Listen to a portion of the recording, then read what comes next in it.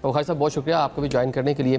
ایک تو جو نقصان ہو گیا تھوڑا نقصان کے حوالے سے بتائیں, اور سیکنڈلی دنیا کو ہم کس طرح بتا سکتے ہیں کہ کاربن امیشن میں ہمارا جو پارٹ ہے وہ 1% بھی نہیں ہے لیکن سب سے زیادہ افیکٹو پاکستان ہے. جی بہت شکریہ. یہ بھی ایک طرح سے پرانی اب سوچ ہوگی, ہمیں دنیا کو بتانا چاہیے, لیکن اگر ہم یہ توقع رکھیں کہ دنیا ہماری مدد کو آئے گی تو وہ اب دروازہ وقت کے ساتھ ساتھ بند ہو رہا ہے. اچھا. اس کی وجہ یہ ہے کہ آج سے 80 سال پہلے جو بین الاقوامی ترقیاتی نظام 1945 میں قائم ہوا تھا یونائٹڈ نیشنز کے حوالے سے, 80 سال میں اس سال جتنی کٹوتیاں ہوئی ہیں اس نظام میں یا جتنے نقصانات ہوئے ہیں, اور خاص طور پہ جب سے امریکہ میں صدر ڈونلڈ ٹرمپ آئے ہیں اس کے بعد انہوں نے بین الاقوامی ایڈ پہ بہت زیادہ کٹوتیاں کی ہیں. نتیجتاً UN کی کچھ ایجنسیز ایسی ہیں جنہیں اپنے دفاتر بھی بند کرنے پڑے ہیں.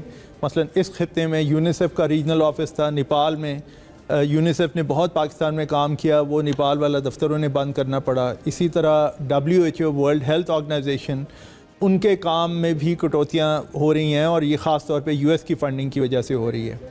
اور اقوام متحدہ یہ کہتا ہے کہ جو انہوں نے ریلیف کے لیے اس سال اور ہیومینیٹیرین انسانوں کی ریلیف کے لیے جو ایک اپیل جاری کی تھی $45 ارب کی, یہ UN office for coordination of humanitarian assistance کا کہنا ہے, اس میں ابھی تک 8 مہینے تقریباً گزر چکے ہیں, ابھی تک اس میں صرف 18% اس میں کنٹریبیوشنز آئی ہیں. جی 20% سے کم ہیں. بلکہ اس میں اگر ہم پاکستان کے حوالے سے بات کر لیں, سال 2022 کا جو فلڈ تھا پاکستان میں, پرائم منسٹر کے انطونیو گوتریس جو پاکستان آئے, انہوں نے سارے جو افیکٹڈ ایریاز تھا ان کا وزٹ بھی کیا, اس کا بہت ساری کمٹمنٹس ہوئی پاکستان کے ساتھ بھی, پیسے نہیں ملے پاکستان کو. لیکن اب جو صورتحال ہے, اب بدقسمتی سے خطرہ یہ ہے کہ ماضی کے مقابلے میں بھی, یعنی ماضی میں اگر ہمیں کچھ پریشانی ہوئی, مایوسی ہوئی, تو اس دفعہ آپ تیار ہو جائیں اس سے زیادہ مایوسی کے لیے, کیونکہ بین الاقوامی سطح پہ وہ کمٹمنٹ ہے ہی نہیں جو کہ 2-3 سال پہلے تھی. پھر جو بات ہو رہی ہے یوکرین کی امن معاہدے کی,